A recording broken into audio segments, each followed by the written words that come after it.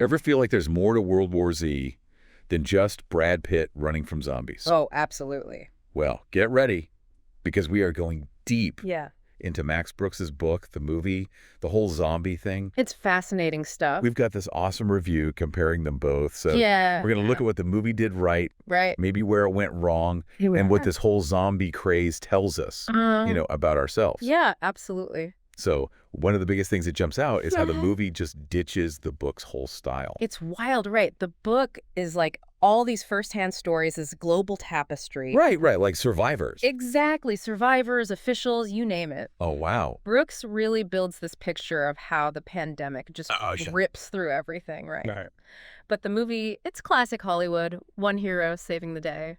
So it loses that, bigger picture kind of thing. Yeah, the social commentary, the different viewpoints. All that gets streamlined, for the big screen. Right. I'm definitely more into the book's way of doing it. Yeah. That depth, the politics. Oh, politics. The different countries, how they deal with it. Each country, each culture. It's like reading history, but, Right, exactly. Like apocalyptic oral history or something. Right, exactly. The movie's fun, don't get me wrong. Sure. But it's trading that depth for, action. Action, yeah. And a single hero we can all root for. Makes sense. Movies got to be exciting. Yeah, got to keep those butts in seats.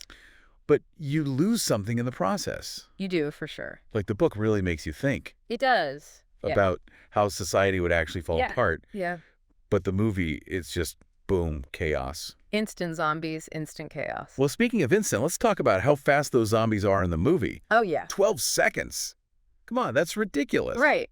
I mean, it's good for action. Right. It's exciting, but how does that even work? Logistically, impossible. Like one bite and boom, you're a zombie. Yeah, in 12 seconds, less than a sneeze.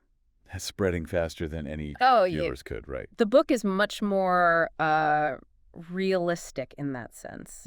Slow burn, the dread creeps up on you. That's what I like about the book, the slow burn. Yeah, it gets under your skin. Exactly. The movie's all about bam, jump scare. Adrenaline. Adrenaline. But it's a different kind of scary. Oh, totally different. So do you think people are less scared? Maybe, some people. Yeah. Because it's just so over the top. It's possible. Like there's no time to really get scared. Like, zombie, gotta run. Not, is that person sick? Right, that's a good point. The movie doesn't have much time for subtlety, I guess. Not much time for anything when the zombies are. Right. They're like Olympic sprinters. Olympic zombie sprinters, there's a thought. That's a movie I'd watch. Okay, so maybe fast zombies are good for excitement, but not so much for, the slow-burning terror. the real horror, Exactly. Okay, but let's talk about something else that's kind of Okay, what's the... not very realistic in the movie. Hit me with it. How Jerry Lane always seems to be in the right place at the right time. Mr. Convenient, right. It's like, come on, that's just A little too easy. too easy. Movie magic. Gotta keep things moving. But it makes him seem less like a, Right. a smart investigator and more like a... Well, yeah, he's not exactly Sherlock Holmes. Right, exactly. More like lucky guy in the apocalypse. Is that really what makes a hero? Being lucky? It makes for a fun movie, at least. I guess so, but I think it weakens the story. It does take away some of the tension, yeah.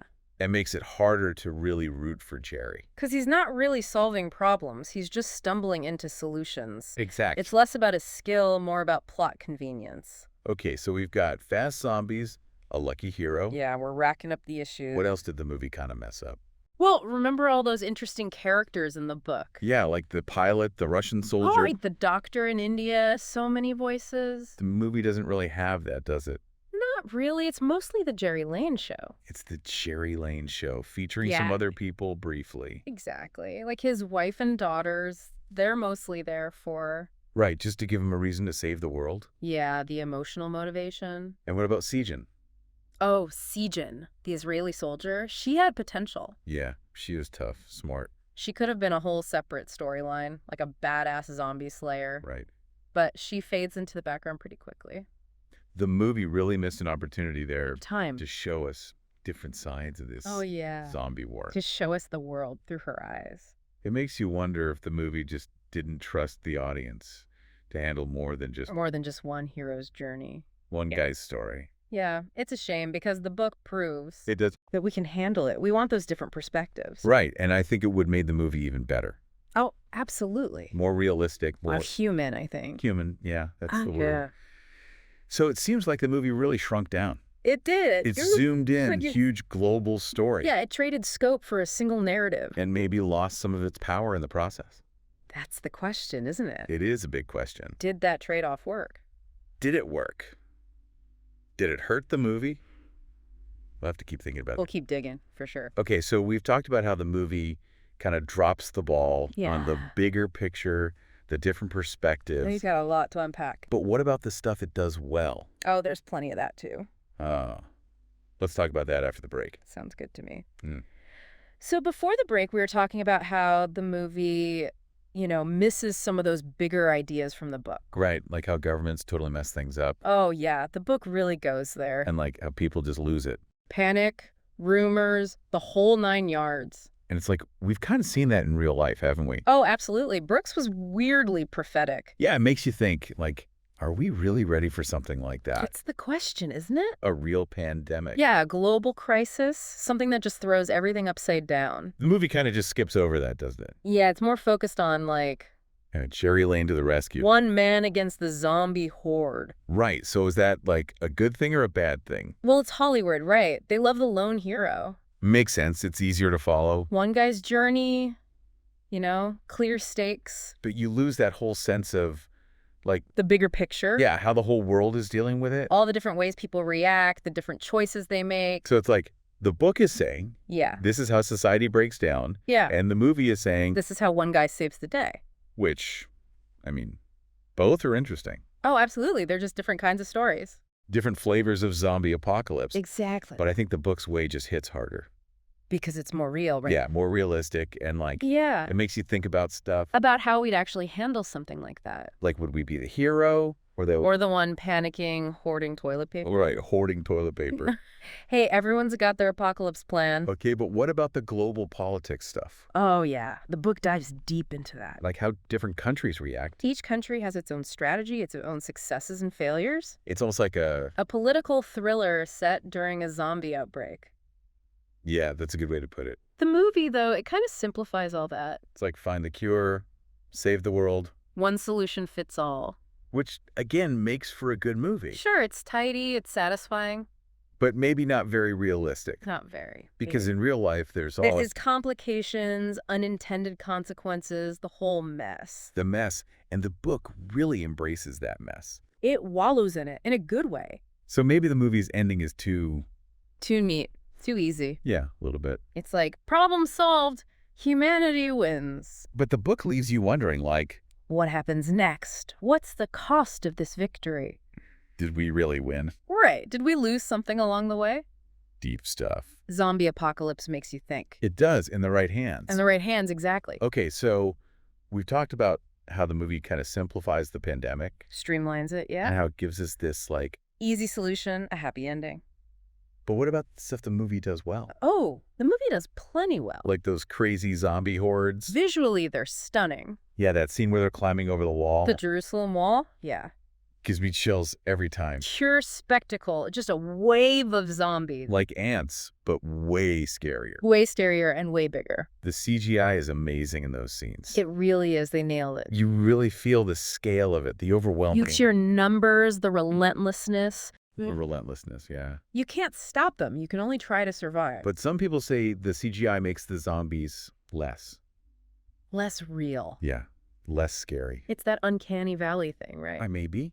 Like, they're too perfect. Too smooth, too digital. Yeah, they lose that, like, rotting flesh vibe. The gross out factor, yeah. Which, is part of the zombie appeal, right? For some people, absolutely. The decay. The reminder of our own mortality, maybe? Whoa, that's deep. Zombie movies can get philosophical. So it's like, the CGI is impressive. Oh, it is. But maybe it's too impressive. And it takes away some of the visceral horror. Right, the primal fear. Yeah, the kind that makes you want to turn away. But then you've got those scenes with the sick people. Oh, yeah, the whole zombies ignore the sick thing.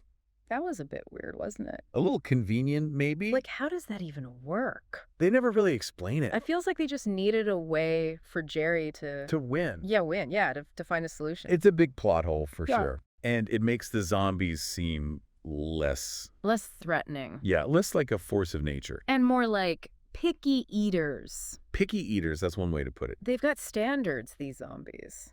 Maybe they're just health conscious. Zombie health food. There's a business idea. Okay, so we've got amazing CGI hordes. Yeah. But also some questionable zombie logic. It's a mixed bag, this movie. It is a mixed bag. But that's what makes it fun to talk about. Right. Keeps us on our toes. And it makes us think, which is always a good thing. And speaking of thinking, let's talk about the movie's sound. Oh yeah, the sound design is top-notch. It really creeps you out. All those groans and screams, the chaos of the crowds. You really feel like you're there. In the middle of the apocalypse, yeah. But the music, I don't know. It's not very memorable, is it? Not really. It does its job, but it doesn't... I should stick with you. Yeah, it doesn't give you chills like some other... Like some classic horror scores. Yeah, like Jaws or The Exorcist. Yep. Those scores are iconic. You hear them and you instantly think of the movie. Right, but with World War Z, the music is just kind of... They're in the background. Yeah, which is a shame, because music can really... Amp up the emotion, yeah. Make a scene even more powerful. Imagine that Jerusalem Mall scene with a truly epic score. Oh, man, that would have been incredible. Goosebumps, for sure. Missed opportunity, maybe. Definitely. Okay, so the sound design is great. Top notch. But the music could have been better. Could be more impactful, yeah. So where does that leave us with World War Z? I think it's a movie that's worth watching. Yeah. Even with its flaws. Even with the fast zombies and the... And the plot holes. Plot holes, yeah. It's a fun ride. It's visually stunning. And it makes you think a little bit. It does get the gears turning, yeah.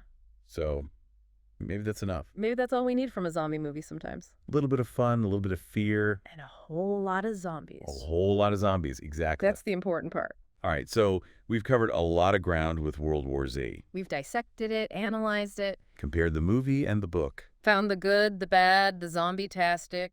But there's one thing we haven't really talked about yet. What's that? The ending. Ah, the ending. Always a good place to wrap things up. And how it makes us think about our own world, post-pandemic and all that. Interesting. Let's dive into that. Let's do it. Back again for the final stretch of our World War Z deep dive. And we've really been picking apart this story, haven't we? We have. From page to screen, fast zombies to global politics. Right, and how the movie kind of goes for thrills while the book digs deeper, makes you think. Exactly. So last we left off, we were talking about how the movie simplifies things, like a lot. Yeah, it streamlines the story, for sure. Streamlines, that's a good word for it. So let's talk about the ending, the big finish, where Jerry finds that, that somewhat convenient solution. Yeah, the whole sick people are invisible to zombies thing. That's the one, yeah. It felt a little too easy, didn't it? Like, after all that chaos. Kind of a sudden turn, yeah. And it makes you think, is that really how we beat a pandemic? It's a Hollywood ending, that's for sure. Right, it wraps things up nice and neat. Ties a bow on the apocalypse. But the book, it doesn't really give you that, does it? No, the book leaves things open, more questions than answers. Like, what happens next? How do we rebuild? Exactly. And what did we lose along the way? What scars remain? Right. It's not just about surviving the zombies. It's about surviving as a society, as a species. Whoa, that's getting deep. Well, we're deep diving, aren't we? We are. But that's the thing, right? The movie kind of glosses over all that. Yeah, it gives us a happy ending, a sense of closure. Which is fine, but maybe not very realistic. Not very, no. Because real life is messy, right? Oh, it's messy. And pandemics, well, they're not exactly clean and simple. Right. They expose all our cracks, our vulnerabilities. So maybe the movie's ending is more about... wish fulfillment. Yeah, like, we want to believe that we can fix things. That there's always a solution, a way out. That good will triumph, even over zombies. It's a comforting thought, isn't it? It is, but maybe it's a little naive. Maybe a little, yeah. Because the book, it reminds us that things might not be so easy. Yeah. And that even if we survive... the world will be different. Different, yeah. Forever changed. And that's the real challenge, I think. Adapting to that new reality. Adapting, yeah. And learning from our mistakes. Because clearly, we made a few along the way, right? Oh, yeah. Plenty of mistakes. Which brings us back to the whole point of this deep dive. Thinking critically about these stories, right? Exactly. Even zombie movies can make us think, make us question. Question our assumptions, our beliefs. And maybe even prepare us a little bit for the unexpected. So what are some big takeaways you hope people are walking away with? Well, I hope they're thinking about adaptation, how stories change when they move from one medium to another. Like how the movie's about action and the book's about... The book's about humanity, how we cope, how we fail, how we try to rebuild. And how those differences can be really interesting to pick apart, to analyze, to debate. Exactly. And maybe they'll be inspired to read the book Or other books like it, stories that make us think about the world in new ways. Right, because even though the movie is fun, Oh, it is fun. the book really gets you in the gut, doesn't it? It punches you in the gut and then makes you think about why you got punched. That's a good way to put it.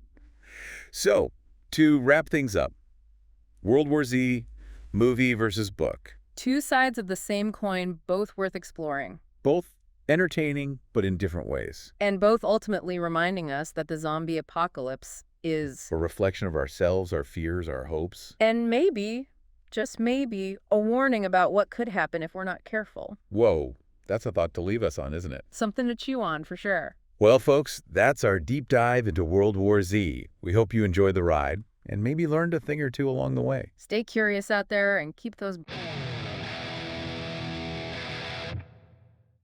All right, welcome back, everybody. Ready for another deep dive? I am. Always excited to dig into some movie trivia. Yeah, this one's going to be all about, well, zombies. Yeah. We're going behind the scenes of World War Z today. Ooh, yeah. Great choice. One of those movies that just, get stuck in your head. Oh, for sure. Those zombie hordes, man. Right. And we've got some really interesting stuff to talk about. Like, did you know they almost went for a completely different ending? Wait, really? Yeah. Instead of that, kind of tense, quieter scene in the WHO lab, they were originally going for something way more action-packed. Wow. A big explosive finale, I guess. Yeah, that was the plan. But then, for whatever reason, they scrapped the whole thing. Huh. I wonder what that would have been like. Me too. Must have been a huge change. Totally. I mean, rewriting and reshooting a whole ending, that's a big deal. It definitely is. I mean, think about it. That ending we got, in the lab, it really sets World War Z apart from a lot of other zombie flicks. Definitely. It's got that, what is it? Almost like a thriller vibe. Yeah, totally. Not just mindless action, Yeah. It actually makes you think a little. For sure. So, did they ever say, why they changed it? Not that I've seen. But I guess maybe they wanted to go for something, well, more unique, I guess. Yeah, that could be it. I mean, it certainly worked. People love the movie. They did. And speaking of people who had a lot to do with the film, did you know Brad Pitt was super involved in this project? Way beyond just being the star? Oh, yeah, he was all over it. I mean, his production company actually had to fight for the rights to the book. Yeah, like a bidding war and everything. Totally. Against Leonardo DiCaprio's company, no less. Wow. Two Hollywood heavyweights, huh? It's crazy, right? Shows how much these guys, really want to bring certain stories to life. For sure. And I guess, well, they have the power to do it, right? Absolutely. I mean, it says something about the industry, too, right? Like how much influence actors can have on the movies that actually get made. Yeah, yeah. It's not just about acting anymore. They're kind of shaping the whole landscape, Exactly. They're curating the kinds of films they want to see in the world, and, well, the rest of us get to benefit from that. Absolutely. And I gotta say, one of the things I loved most about World War Z was the scale of it all. Those zombie hordes were insane. Oh, yeah. Especially that scene in Jerusalem, remember? With the zombies just pouring over the wall. Oh, man, that was intense. Talk about a logistical nightmare, right? Like, how many people were even in those scenes? You wouldn't believe it. Get ready for this. They used over 85,000 extras. 85,000. Seriously. It's not a typo. 85,000 people just for those zombie scenes.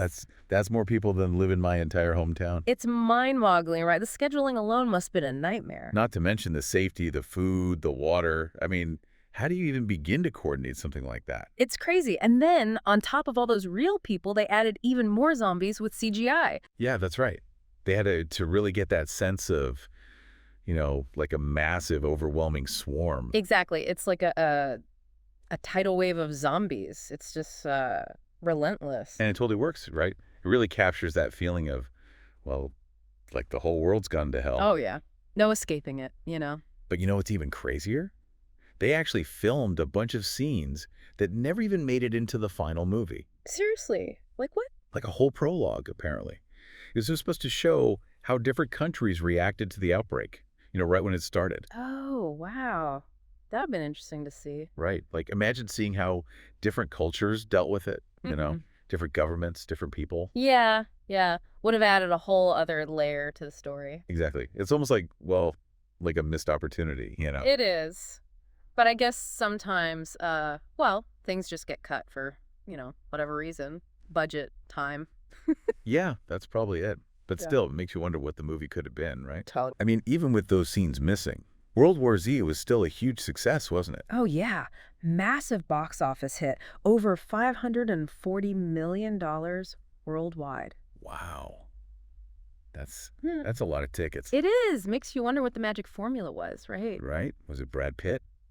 The story? The That special effects? could be all of it.